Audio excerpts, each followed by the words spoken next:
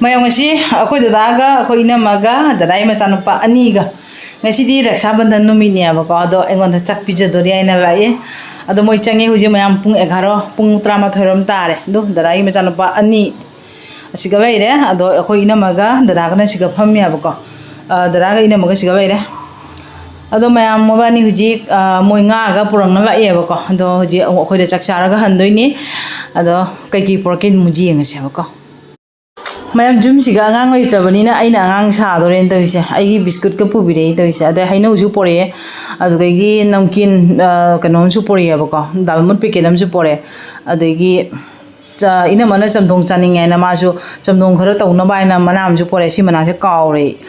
adegi pundhon khara ju pa pore abako pundhon che jumda pan mane aba sangom su pubire mayam sine ado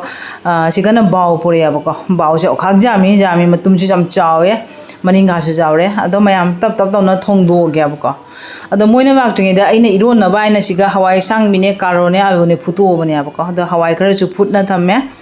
ado mayam nga je tap na thongba hawre ge abko hoji pung 13 makhai rom di tare mayam ngasi di Raksha Bandhan numini ado daraji siga ba abanina aina rakhi se kinbi ge tawri abko aigi mayam na su hangakpani aba akhoi gi chinau kaya nuaina ko akhoi mana pokpada akhoi chinau se mari ni aba ko akhoi dada weire du ai makha da nupa ma sibong da wei aba ko oja oiri du mathang da angkamu nupi ma akhoi chinau mari ni aba ko ade akhoi kakai macha na ani kha nupa nga nupi nga ado aigi oina di ibungamga upani ga ni aba ko ado mayam mabani di kinba ngamdre upani do dum darada oina kinbire abako ado rosgula je oina pijara ge aijo athumba je atopada chatna be hodra khogi hek thonga na phangba athumba oina pijare abako naya enha naji amani banunge apna bata oira nang au ba to ba kana da jaga bujna nang mayam hojingna khoi dadagi machanupa ani se sahi khudinge akhoi isanupi ani na kin mane abako isanupi ani si mapanda bai banina aingona phone dora haire mama angha akhoi gi dodo ko ri ko ahanjina atomasina jubras ko yabako ado mabani gi rakhi se bai bira kin bi oina hai abako ado aina bai bira ga kin bi ri ne ba bolo gi makhut se mai lang je kuntha lei ba jai chawman ni akzai do technique ko ko ni ko Ma'am isanupi ani su kano tawre video call tawna ne moiji nge abako ado aina dum kinbirabani ado sindur je khara thinbiraga athumba khara pijarani abako ado isanupi ani na pijaba dum saktorabani aba nupa jawjadabani na akhoi gi adum dadai machanupa ani je dum ai isanupa ne dum khanjare abako machin mopa ne na ko kano akhoi sunjoi gi sunupim da poi aba ai gi sunupi ani dadai na nupa ani ade akhoi gi hek makha ai inang nupi to atomi dun nupa ngatang poi abako ado doni me ado mapam amda vitamina amada wina bani nam ta kana ta udra wina ri ai ga da ga ta ngai ra bol bibi ha ha ji se kana ta ure nga je thong mo ra ko ra ba mai hap ta la ya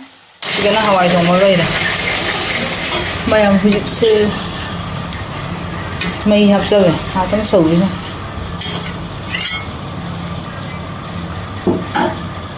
nga thongba loire sigana alu ka ngobi ye khoi nupa tomdo jang chara siga chate ne ma khoi ngasi gi bandra gi injang sing je boire sigana baw thongba weire sigana hawai thongba adgi sigana kangsoi weire kombre kangsoi do mem sigana iroma weire sigana alu ngoba weire sigana nga maringa do me ang sigi mathen ji jam dre sai dung oire we bu khara khairani do akhoi uji chaba haurage akhoi ji chak chaba haure mathen jing je hawbrang ni ina ma hawbra mayam na nahan komen ong ga ya ba ko mai ba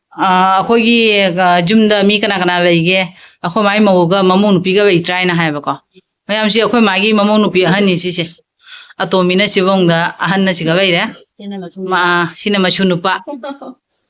ado mayam ngasi di padami je khoi na mana cha ko ri mi ina mana nga ga puna ba iba padami do ko wai na ne ado je padami cha ri siga Padami, how, bra? How, Take a chari behind Kangsui Chaira. Combre Kangsuiga. Cha. You know, when I go and I talk to when I hire Jaro and I do guinea. Cha. The man came in as I see some sanka pro again. Nga thongba Hawaii baja how dia ore ko bruma Kasi ba ko wala mawi. how ra cha ai nang ka uradi mama ina moi ba ai nang jara ro ai na ina haidra ba ina law ne law Kalimila ba bi mai am le ka mai na to ran. ina mana ba ko ne pada mi ko ne na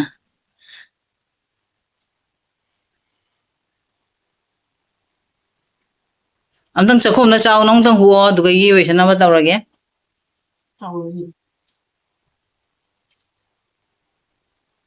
Kan ka tan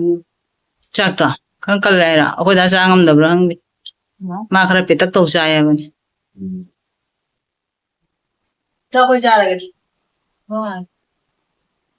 Ha ve.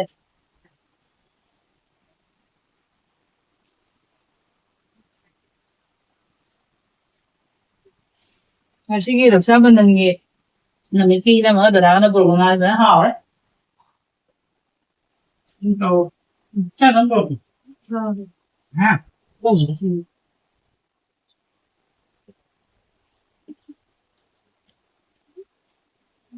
Awai lang ko na. Con sao? Vẫn đang tàng người báo ngoài đâu rồi? Cô. Phải đến không mang ngang người báo ngoài đâu rồi.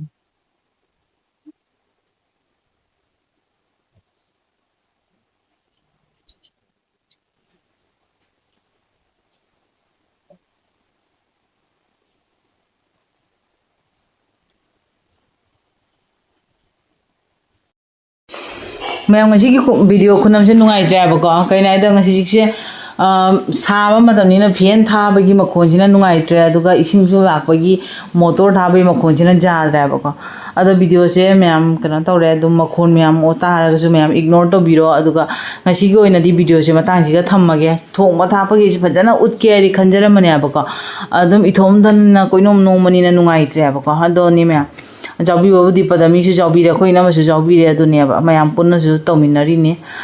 ado mayam koi uji tam num chai ge do ngasi gi oina matang se video se thamma ge mayam ado mathangi video su ngai biramo aiga padami ga gi video